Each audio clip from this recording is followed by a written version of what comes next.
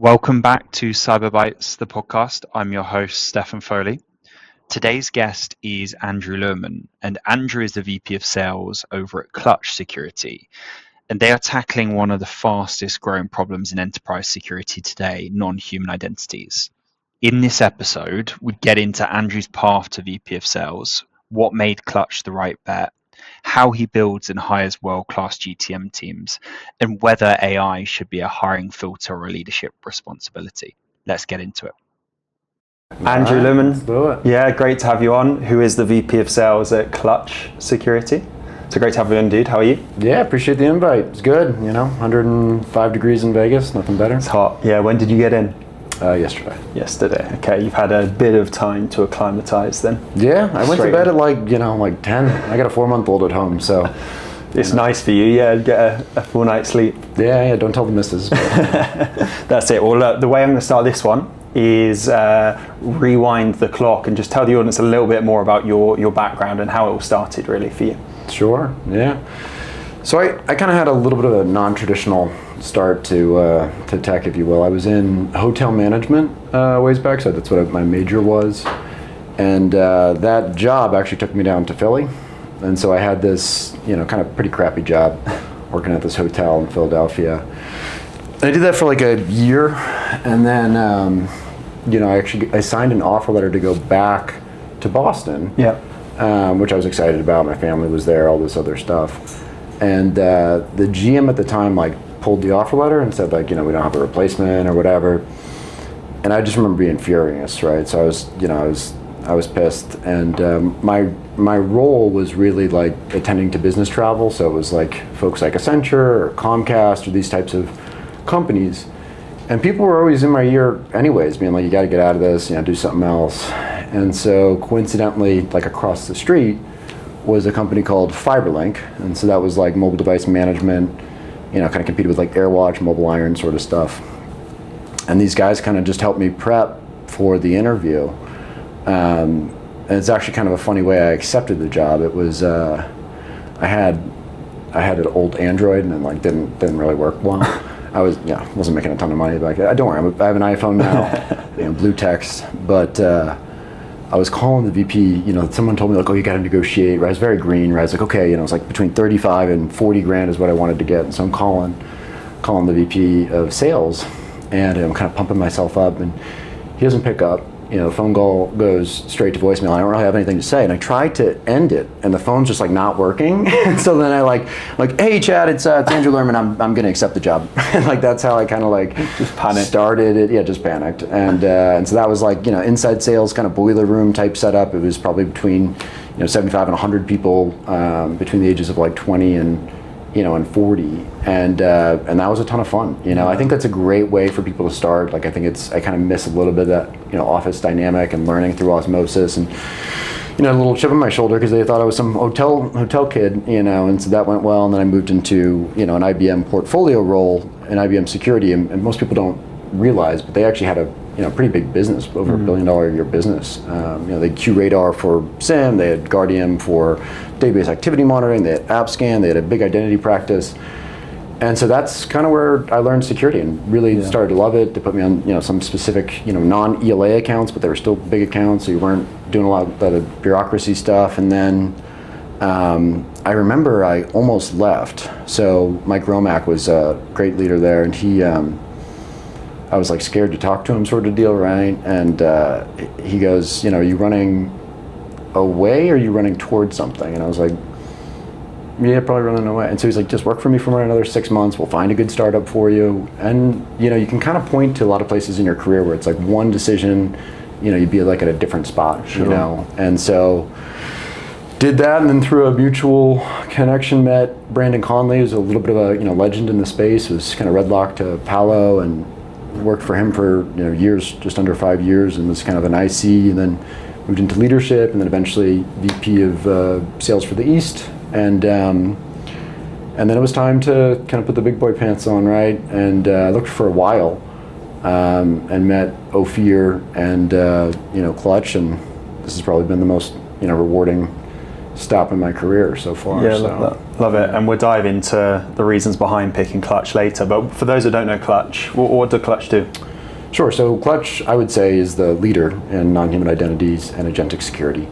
What most customers kind of struggle with is basically like AI is getting deployed at scale, rampant. And you've got things like Copilot, where it's like sanctioned, and then you've got developers that are installing things like Hermes or OpenClaw, and then they're putting tools on top of these like MCP servers that are unsanctioned or sanctioned, and then our position on this space is that the agent really gets its agency through API keys and OAuth tokens. So really our background in non-human identities kind of positioned us well for this space. And it's really no different than kind of any other trend that you've seen in cyber, whether it be cloud or SaaS or something like that, in terms of what you want to do, right? You want to discover all your agents, understanding how they're being used, what tools, what identities they're being used, put some policy in place to kind of govern them, and then guardrails to actually enforce stuff. Yeah, and we've obviously seen the movements in the space recently with a couple of companies being acquired. So obviously a great signal for you guys moving forward. Yeah, last man standing. Yeah, there you go. Cool. And moving back to the other point, so finding the right startup, it's a really interesting topic, and I get asked a lot on the recruiting side of like, what sort of signal should I look for? And you obviously spoke to quite a few companies here. Mm-hmm. So I'd love to understand like what goes into finding the right startup, and what sort of things were you assessing when you picked Clutch? Yeah, I mean, I don't, I'm like at places for a decently long clip, so I don't really jump a lot. So when I do, I try to be a little thoughtful about it. I always put startups into like 3 buckets. You kind of have like the niche, sort of like high IP, maybe they take a long time to kind of build it, and then, it's a smaller use case, requires a little bit more education, and I've done something somewhere in that space. Maybe like, I don't know, maybe like Signals, kind of like that sold to CrowdStrike, just, not a ton of competitors. And then the second bucket is really like a new mousetrap, right? So that's maybe, I don't know, Fable to know before, or Upwinds to Wiz, right? Just a 2.0 version. And then the third category is kind of like just a hot market, right? A hot category that, whether it's NHI or agentic or, what have you. Mm-hmm. And, the multiples that VCs are getting on some of these exits, like 25, 30, crazy, 50, 100x revenue. All the tier 1 VCs they're gonna have a pony in that race, right? Yeah. And so you should expect 5 to 7 competitors, and you really just have to focus on the best founders, the best tech, and believe in yourself to build the best go-to-market. And so, the founder piece, right, I think how you evaluate that or how you look for that is, you want just a really good human, first of all, right? And so, that was kind of the thing that brought me here, was the CEO and the founding team, right? Ofir's just a good dude. And, you're going to be going into war together, right? It's kind of your brother in arms. And you want someone that wants to learn or knows sales, right? So if you do all the things, right, and you still lose maybe a VC connection or something like that, right? Still lose the deal, they know that you've done everything the right way, or your team has done everything the right way, or that you're going to iterate and pressure test. So I think that's an important aspect. And then I think kind of measuring, he's got a phrase he uses, which is, strong opinions loosely held.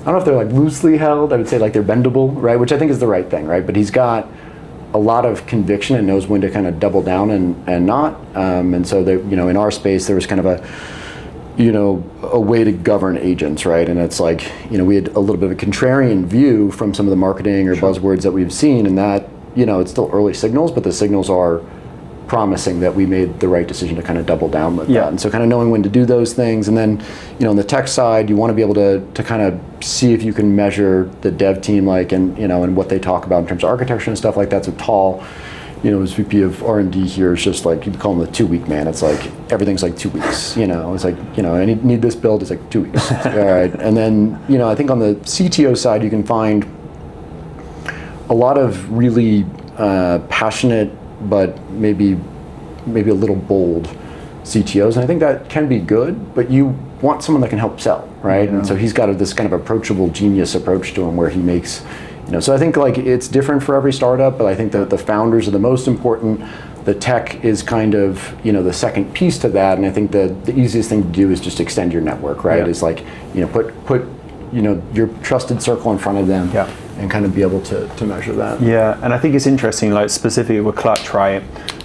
I think you were saying this, you were getting advice from certain people that, oh, you should stay away from the NHI space and because it's so buzzy, blah, blah, blah. And I think this is a really good just example of like, have to go further than maybe one or two odd comments because you actually put customers in front of them, right? Which told a different story. Yeah, it's funny because I could have wasted a lot of time.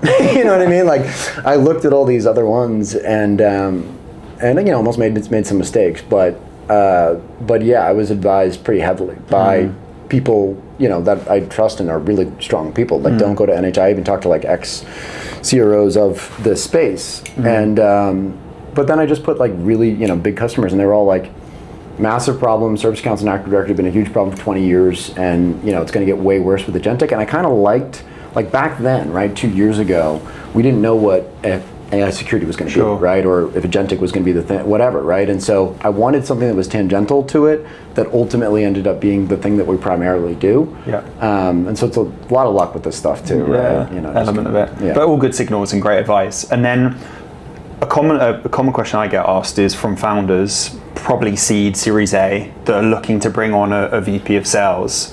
Like, what, again, signals wise, what should they be looking for from a great VP of sales, and maybe how do you distinguish good, average to great? Yeah, I mean, I think it depends on what the strategy is going to be, right? So there's, I think, two fundamental strategies. One is, heavy scale by the market. Right, we're going to have 30 sellers. We're going to, ramp up SDRs, and we're going to be at every marketing event ever, right? And that can work and be successful. Look at Wiz or a lot of these companies. But you need kind of everything to be perfect in that space, right? You need the tech to be perfect, founders to be perfect, the sales, and there's a lot of risk if the market's not ready for that either, right? And so, we chose kind of what I would say is a very efficient sales org, and that was kind of the agreement that we had. So, it depends on, the sales talent or VP of sales or CRO or whatever that you're looking for may have different experiences in that. But in that kind of efficient model, which I like, right? It's like, you have to have kind of your foundation of like, who are you going to hire, right? Or like, do you have known good commodities that are going to be absolute pivotal to the business, right? So like VP of Solution Engineering here, we have Alan. He's just an absolute rock, right? That's a very pillar. So you want to make sure that there's kind of pillar positions, and then I would say you need someone like culture's the number one thing that matters. Like these startups, it's very hard, right? Like every day is really hard, and so you want someone that's going to foster that culture, and kind of get in the weeds, right? So like they're going to be able to go up and down. They can be a generalist. They can go, make sure they do the strategy and all that other stuff, but they're going to be like the reps want to bring them in the deals, right? They can actually add value in the deals, and they can be a conduit to the product and engineering team of like what you actually have to build. So they have to be somewhat technical. They have to understand the problem space, know when the signal versus noise stuff. Those are kind of harder to distill, but like asking those questions of like, what decisions did you make or how did you, help influence it? I think, the other obvious thing is hiring. That's like an obvious thing to say, but depending on kind of what bucket you're in, right? If you're not the heavily capitalized, we're going to go, hire 30 sellers, you're probably sub $1 million or zero, right? When I joined, we were zero. And so like you're going to have to go convince elite, sort of $1 million W2 sellers to go take a trust fall, right? And so like they need to be good at hiring, and you should look at like kind of their last team, like who did they just hire, and ask them about. It's like, why did you hire this person or whatever.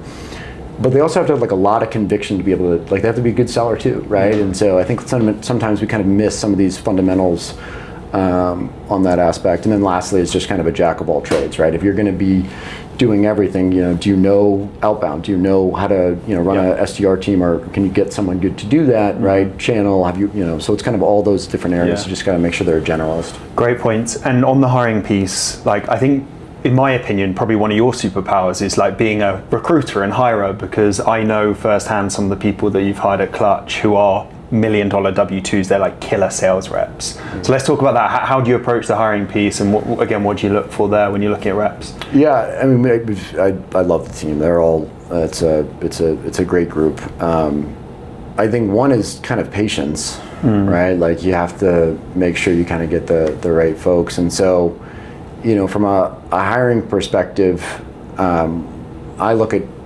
primarily like 4 things, right? And the last one I've kind of added recently. But the first one's just like pure drive, right? Like they got to get up and want to fucking win, right? And it's like, how hard do they want it and want to win versus like, money's great. Like we all love money and, everyone in this industry, but do they have the kind of that motor on their own that they're just going to cook? And then the second thing, we tend to look at is just like, are they a thinker? Which is like, I don't know, maybe high IQ.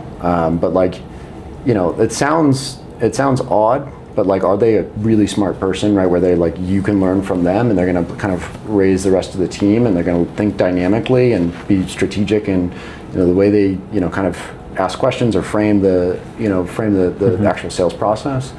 And then the third is kind of curiosity. I think, if you're a curious person by nature, it's like that's how you kind of end up getting passionate, right? If you ask a lot of questions and, I think that passion kind of comes from that. And then, half of sales is asking questions. So if you're just like, it's an innate personality trait, you're gonna be the guy be like, actually, I don't want to move off that one just quite yet, right? And then the fourth is one I kind of added over the last 2 years. Sure. There's been a heavy focus on process-oriented salespeople, med-pick, and we're certainly a pretty heavy sales process shop. Sure. But I think we've kind of over-rotated on some of that. And if you look at the industry and these CISOs, these guys get 100 calls a day, and so likability or charm. If they're just a pleasure to be around, they're actually friends with their customers, right? And people want to help that person. It's the difference between like, I got no updates or like, they picked up the phone, right? And, I think like for CROs or VP of sales, like an easier way to distill that is like, after the phone call, did you get more energy or less, right? And it's kind of, some of these things, all 4 of those things are kind of fundamental, but I think it's kind of like, just being maniacal about remembering kind of those things. Yeah, all great points. I think the last one, especially in the world of like AI and slop and all that stuff, like anyone can set up a workflow and send out 500 emails, for example. But as you say, are that person that has FaceTime, do they have a relationship with that person? Are they likable? I think that's really key in today's market and how sales is changing for sure. And it kind of brings me to the last point around like being AI native. So what I'm seeing from a lot of hiring managers that I work with, including yourself, is how are reps leveraging AI but going beyond just communicating with chat, for example, and asking it questions? So how is Clutch looking at that? How are you approaching that with your reps? Yeah, it's not something I look for as like if they're AI native or if that's something like that they're going to bring as a skill to us. I think it's much more the, sales leader and rev ops to make like AI dummy proof, right? Like it should just be ingrained in the process. And so, the first area that we deployed it was really on our outbound team. We've got this killer outbound team where we're getting into like double-digit meetings with like Fortune 300-400 companies a week, and Dan leads that team. He's incredible, but he's really we're not doing the like automated outreach, and I'm not sure that it might be there yet, but much more of like all of the enrichment and all the work they have to do, before, right? So you can spend the whole day on the phone or sending LinkedIn messages. And so that's made a, kind of a big difference on the outbound side. And then for the rest of the sales team, we have kind of different skills that we've built out using Claude. So, we have like there's like 6 things that, we track on, how likely we are to win this deal, right? Okay. And without kind of giving away kind of the secret sauce, some of them are like pace, for instance. But we track all of those things using, a sales assistant. We're kind of ramping that up now. It has all the transcripts from deals. We kind of teach it when we win, when we lose. So that's kind of like your guardian angel kind of sitting over your shoulder a little bit. Nice. And then, there's the normal stuff in there, design, stuff like that for, proposals or what have you. So I think it needs to be, much more of a RevOps sales leader process than any one, seller that's going to be like, hey, here's how we're going to use AI. And it's a good point, because it can get messy then, right? If a seller's coming in with their own opinions, but there's no like leadership structure kind of guiding that. And I like the way you guys are like thinking more strategically around how to leverage it in terms of like deal won, deal lost, reviewing that. Because as you say, like if everyone's coming with their own points, it can get a bit sloppy and kind of get lost, right? So yeah, and I think like, it's also just, it actually kind of circles back to like the first thing, right? If you're talking about like the way to scale an org, right? Yeah. We started with we have a go-to-market team of like just 25 now, right? That's everyone, SDRs, sellers, and that's 10. We started with like 3 sellers, right? And so anything organizationally or that you're going to roll out, enablement, all that, like that gets a lot easier if you kind of scale organically, right? The culture of the team, the people that you work with, the enablement that you have to do, like we learn like constantly, and it's just because it's a small knit team, and like everyone's someone I want to grab a beer with, right? So I think things like this AI usage are a lot easier when you have kind of scaling really just anything, enablement in general. Agreed, versus the kind of whiz type models where they're hiring 30-40 reps at once. But both can have their place, right? Yeah, both can work, but account mapping, you got egos, you got this was my account last week and now it's not, and so it can get messy and bullshit. Well, Andrew, it's been a pleasure, dude. Yeah, so thanks for coming on, man. Yeah, I appreciate the invite. It's been a lot of fun, man. See you soon, dude. Yeah, see you soon.